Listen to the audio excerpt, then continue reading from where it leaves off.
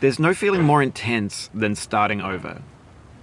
If you deleted your homework the day before it was due, as I have, or if you left your wallet at home and you have to go back after spending an hour in the commute. If you won some money at the casino and then put all your winnings on red but it came up black. If you got your best shirt dry cleaned before a wedding and then immediately dropped food on it. If you won an argument with a friend and then later discovered that they just returned to their original view. Starting over is harder than starting up. If you're not ready for that, like if you've already had a bad day, then what you're about to go through might be too much. Feel free to go away and come back. I'll be here. Alright, thanks for coming with me on this trip. I'll understand if you have to take a break at any point. Just find a safe place to stop and quit the game. And don't worry, I'll save your progress, always, even your mistakes. This game is a homage to a free game that came out in 2002, titled Sexy Hiking. The author of that game was Jazuo, a mysterious Czech designer who was known at the time as the father of B games. And B games are rough assemblages of found objects. Designers slap them together very quickly and freely, and they're often too rough and unfriendly to gain much of a following. They're built more for the joy of building them than as polished products. In a certain way, Sexy Hiking is the perfect embodiment of a B game. It's built almost entirely out of found and recycled parts, and it's one of the most unusual and unfriendly games of its time. In it, your task is simply to drag yourself up a mountain with a hammer. And that act of climbing, in the digital world or in real life, has certain essential properties that give the game its flavor. No amount of forward progress is guaranteed. Some cliffs are too sheer or too slippery. And the player is constantly, unremittingly in danger of falling and losing everything. Anyway, when you start Sexy Hiking, you're standing next to this dead tree that blocks the way to the entire rest of the game. It might take you an hour to get over that tree, and a lot of people never got past it.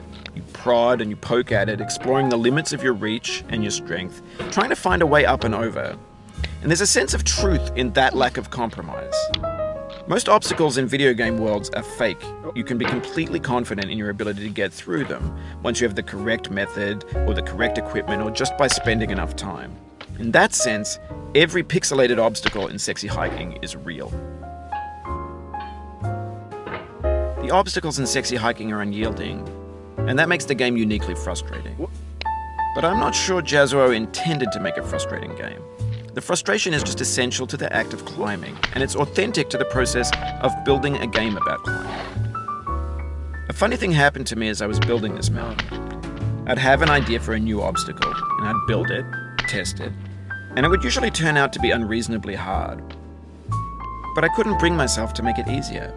It already felt like my inability to get past the new obstacle was my fault, as a player rather than as a builder. Imaginary mountains build themselves from our efforts to climb them, and it's our repeated attempts to reach the summit that turns those mountains into something real. When you're building a video game world, you're building with ideas, and that can be like working with quickset cement. You mold your ideas into a certain shape that can be played with, and in the process of playing with them, they begin to harden and set until they're immutable, like rock.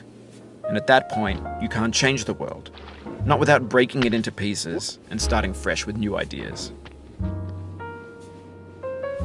For years now, people have been predicting that games would soon be made out of prefabricated objects, bought in a store and assembled into a world. And for the most part, that hasn't happened, because the objects in the stores are trash. I don't mean they look bad or that they're badly made, although a lot of them are. I mean they're trash in the way that food becomes trash as soon as you put it in the sink. Things are made to be consumed and used in a certain context, and once the moment is gone, they transform into garbage.